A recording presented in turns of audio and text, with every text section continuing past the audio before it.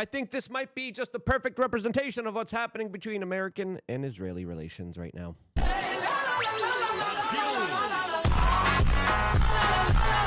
It's being blown up and not in the best of ways. All of this as it looks like Benny Boy Ben Shapiro really isn't having a good time, as there are a lot of meltdowns happening right now, according to the internet, but also just some very interesting kind of notions from Ben Shapiro that looks like he's kind of cracking, as he just attacked Don Jr. Why did he attack Don Jr.? We're going to be looking at that, plus a lot more, as of course the battle between him and Tucker Carlson continues. Ben Shapiro being like, oh, you're sucking up to Putin, you're anti-Semitic. It's like, son, sit this one out. You have no idea what you're talking about. This, as the criticism, I think is very pointed, especially now with what has been happening with American and Israeli politics that we're going to be discussing in a full, down the rabbit hole context and way in this particular video. So subscribe, click the notification button, because we're going to be getting right into it. All of this, as we did see Donald Trump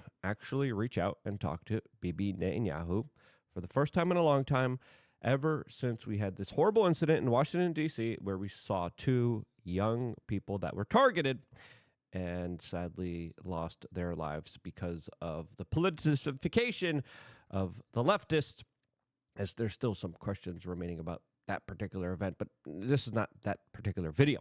We did a video about this before. Go check it out. It's definitely worth watching when it comes to examining all the context to this event, as now a lot of people are saying this was an event trying to bridge the gap between what is, of course, happening between the U.S.-Israeli alliance that a lot of people believe, even the Atlantic is reporting, are showing, quote, cracks in this alliance, as they have this article writing Trump is making Netanyahu nervous. And it's pretty clear here. Donald Trump is his own man. He's not going to be swayed. He's not going to be persuaded. He's not going to be manipulated. And that's some of the things that he has been accusing Benjamin Netanyahu, that has had his own people within his own administration that were just recently kicked out, like Mike Waltz, who Donald Trump says was pushing and being overeager to, of course, get them with a conflict with Iran, according to, of course, sources within the White House. Anonymous sources at that, so take that with a grain of salt. But it's pretty clear here, especially after Donald Trump's trip to the Middle East, especially with J.D. Vance canceling his trip to Israel, especially with how we have seen very strong rhetoric being used against the Israelis here, with how Donald Trump wants a ceasefire, wants peace. Bibi Netanyahu does not want that. And he has been setting the stage for expanding this conflict, as even there's U.S. intel agents coming out and saying, hey, these Israelis, they're probably going to be bombing Iran by themselves, which would be tragic, which would be insane, which would be a huge miscalculation on their part, because they're kind of testing the waters here, saying, hey, how close are you guys of allies with us? And it looks like Donald Trump is sending a clear message. No, we're going to negotiate peace with the Middle Eastern countries that we're trying to do business with for the benefit of America, as bombing other countries isn't conducive towards peace. And this is why there has been such a push and pull back and forth between, of course, this issue of a ceasefire in Gaza, which Donald Trump and the Trump administration wants, and of course, Bibi and the Israelis. Listen, they're saying, we got to finish the job. We got to send up reservists. We got to occupy the region. We got to kick them all out. We got to give them to Canada and Jordan and Egypt. And America's like, yeah, that's going to create a lot of instability. I'm okay. Like, can we not do that? Can we just chill out? Can we just stop blockading and denying the aid? Can we just give a little bit of goodwill here, as the Israelis were literally bombing Gaza during Trump's speech in Saudi Arabia and Qatar, which, of course, Ben Shapiro really isn't happy about. Laura Loomer, also another person really not happy about. She, of course, has been attacking Tucker Carlson. She's accusing him, along with other right-wing influencers, of course, taking Qatari money. And it definitely does seem like everyone who doesn't agree with me is a Qatari shill, is the new kind of talking point of the establishment, very strong kind of neocon right, that is bifurcated along the lines of American policy towards Israel. And it does definitely look like there is a kind of bifurcation happening within the MAGA movement, whether it's deliberate, whether it's organized and engineered in order to create rifts. It is there. and I could get into my other kind of extrapolations and theories about this in a little bit, but I definitely do believe there are elements trying to create more kind of extremism groups, trying to create and push people further away from each other in order to kind of create a divide and conquer situation. As it's not just Laura Loomer that's not happy about Donald Trump receiving a $400 million gift from the Qataris. It's also Ben Shapiro that came out and actually slammed Don Jr., saying that him announcing that he might be interested in becoming the next president of the United States is, quote, not a good look. Now, this is a very interesting criticism of Ben Shapiro that talks about how Donald Trump Jr. is connected to enormous amounts of money. And he's saying that this is, quote, not a good look, specifically when it comes to him sitting with leadership from the Middle East and entertaining the idea of becoming the next president of the United States, which would be an absolute nightmare towards the Israeli lobby, and of course, Bibi Netanyahu and Ben Shapiro himself. In a session that was originally titled Monetizing MAGA. Not a great look. Not a great look. By the way, Tucker Carlson, who is funded by Omid Malik and Don Jr. at 1789 Capital, has said, not a particularly good look. He's right about that. It is not, in fact, a good look. And I have a very nuanced take on this perspective. Of course, the battle and back and forth between Tucker Carlson and Ben Shapiro is pretty epic of a battle, but pretty indicative of the rift, the kind of change. And the person that wins this battle will be controlling, essentially, the future right-wing media sphere that is very dominant, that is becoming very powerful, very influential, and if not the most dominant type of influence in our political sphere. Before talking about that, playing the rest of the clip and talking about the rest of what's happening with the Daily Wire, which is really interesting and really fascinating, we wanted to tell you about wearechange.shop. We just created our Father's Day bundles. Fathers are extremely important to the family unit, and there's a reason that they have been attacked by the status quo, the establishment, BlackRock, State Streets, and all these other woke, liberal type of messaging.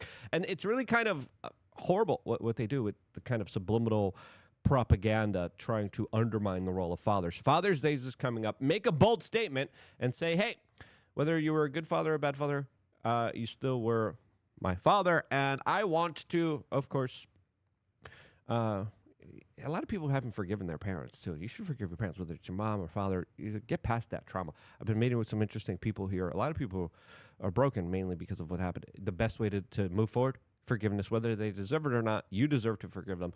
And I don't know why I'm going off on these rants here. Sorry, I have no script I have no script at all. It's just, hey, we built a product for Father's Day.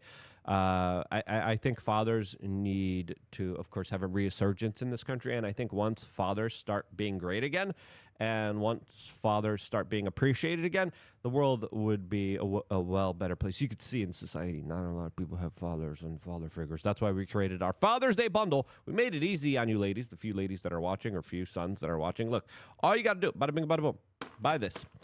You got 4 gifts in here for your father.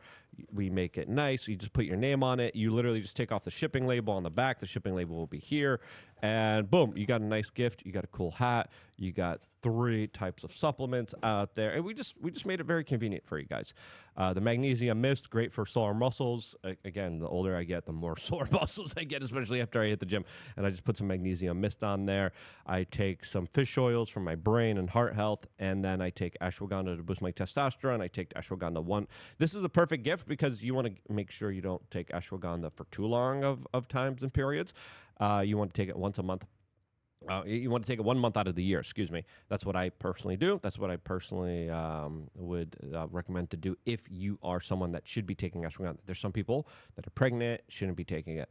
So ashwagandha, great booster testosterone, definitely helps people chill out, relax. Again, it's stressful being a modern man out there, especially with all the societal things hijacked, meant to attack you. And then, of course, we have a funny hat that will, of course, liven up any type of party or family gathering. Wearechange.shop. We only have like 30 of these bundles left, by the way. No more fatty baby daddy bundle. Get them right now while supplies last and get a great gift for your father and the person in your particular life here. Now, let's continue talking about this kind of really type of shock from Ben Shapiro and the right-wing kind of establishment right that's saying, oh, no, Trump, He's already shaking them. Don Jr., who has expressed himself, I had multiple conversations with Don Jr. publicly, and he is, I think, one of the most forefront, kind of, open-eyed individuals that knows what's going on to an extreme level. Like the type of conversations we had with him regarding Epstein. I mean, this guy's way beyond, I would say, what even Donald Trump knows when it comes to the kind of alternative lore. And there's a reason Don Jr., close to Tucker Carlson, close to a lot of the kind of new right that has been forming and building here. And this is why Ben Shapiro, when he hears, hey, I might just run for president of the United States, no! It's probably what's happening with his brain. He's probably like, 4 more years, no! And just more pisky, more whiny. I can't believe it. Oh, now again. Listen, save me. This kind of clutching of the pearls. Qatar. Oh no, Qatar gave a jet. Qatar gave away a jet that they had no one to give to. I think everyone understands that. It's a gesture. It's a gift. But I think it's not that it's Qatar money that they're upset about. They're upset that it's not their money. They're upset that it's not a particular lobby that now is being shunned away. They're mad that Trump is kind of changing his priorities as president, as America. And they're saying, no. Our lobbies are great. Take our money all the time. Take it. Oh, crap. He's taking money from other people. That means we can't buy them off. That's why I think there's a big kind of shock here by the old right, the establishment neocon, never Trumper right, the Bush right, the Dick Cheney right, that always has been kind of very evident. As the new right is saying, no, we'll just change it up here a little bit here. Because money and politics go together.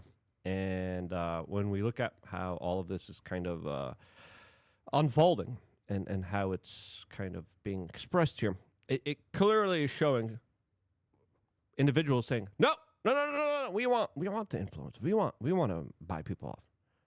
Other people buying him off is not good. That means we don't get to buy him off. I'm just going to put it out there right now. No.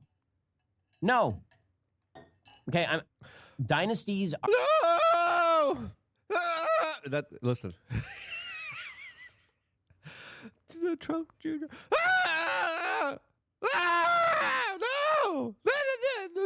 No, please don't do that. You know that's happening in his head. You know deep down. A little part of him is like, oh, Don Jr., president. No! Are un-American. They are not good. Okay, George W., after George H.W., was not great for the country. Even though you guys were supporting Jeb Bush. People at the Daily Wire, big supporter. Jeb Bush, yeah, great guy. Jeb Bush, awesome. Now, the dynasty thing. No, please don't do it. The idea of Michelle Obama for Barack Obama, not great for the country. The idea of... And the country naturally rejects that. And you see that, especially what happened with Hillary and the Clintons. You saw that with what happened with Jeb Bush. So I understand the argument. It's a good argument that he's making. Whether it's good for the country or not, I would disagree. I would say Don Jr. would be great for this country, to be personally honest. And I think he would be a game changer. I think he would continue on, not just the legacy, but this kind of uprooting of the old system, an old system that is archaic, that is very corrupted, that used to rely on our kind of acquiescence to the status quo. That system is being shaken up by Donald Trump more than ever, and Ben Shapiro having a little freak-out moment here is very telling. Okay, Don Jr. represents a bigger shakeup, a bigger kind of whoa. All these corrupted oligarchs, all these bad industries, all these lobbying industries, all these really horrible people. Listen, I think the reason they're mad about the Qatar stuff because it's so out in the open. Because it used to be like, hey, we had our people, we had the Aldensons come in behind the scenes, they still do, and they're like, yeah, $100 million, here you go. They have, the Zuckerbergs, they have, a lot of what's being done is usually done under the table. Trump's doing it above and beyond extremely transparently. Whether you like it or not. Listen, whether you like it or not, Trump has the chutzpah to say, yeah, $400 million plane, it's mine. What are you going to do about it? I'll take it. Yeah. And I like that. I prefer that over the shadowy, secretive type of money deals that have been made for so freaking long under the table, and then we wonder, why is the politician screwing us over? Why is he selling us out? Now, if Donald Trump makes a Qatari first policy, right? Okay. It's like, yo, they gave him $400 million. Why are you doing that, Trump? This is not for our... But if it's working for our advantage, I don't think there's anything wrong with that. Ben does. Hillary Clinton for Bill Clinton, not great for the country. No. Hey, we elected Donald Trump for a reason, but connection with President Trump's name does not mean that you should be president of the United States. President Trump ran against dynasties when he opposed Jeb Bush in 2016. This was literally one of his leading gambits, was attacking Jeb Bush. I'm pretty sure Daily Wire was in love with Jeb Bush. Okay, I'm pretty sure. Pretty sure there. All the people that were like, oh yeah, oh Jeb Bush, yeah, more, yeah, more, give me more, neocon. I'm pretty sure. Now it's like Trump Jr. No. For being part of a political dynasty. Why the American obsession with political dynasties? And that's not a critique of Donald Trump Jr. as a person or as a future politician. That's just a reality that dynasties in American politics are typically bad. Kennedy dynasties, Bush dynasties, none of this is good. And when you combine that with the fact that many of the organizations that Donald Trump Jr. is connected to are making an enormous amount of money during this period of time when his father is president, which raises awkward questions, certainly, about Trump administration policy. Yeah, and it should. Obviously, 110%. A lot of business deals being made here. And I understand some of the criticisms that Ben Shapiro here is making. It's not too wild of an argument here. But I think there's a little bit more nuance to it that he's not being too upfront about. Because, again, we saw what happened with Hunter Biden. But a lot of that was, again, under the table, secretive. And the corporate media kind of like played along with covering it up and not really talking about it. They said, oh, it's a conspiracy. No. All the deals he did with Ukraine and China. Conspiracy. Donald Trump's wheeling and dealing. He's making some moves. Especially, I think there's an argument here to be made, especially when it comes to like Trump coin, Melania coin. Okay, that's a little bit too much. But I would even make an argument about that, saying this guy's purely a businessman. I would even make an argument saying he's pushing the Overton window to what's allowed in the kind of Bitcoin crypto space. And if he's safe to do it, we're all safe to do it, which I think overall is a great kind of benefit and thing to do here.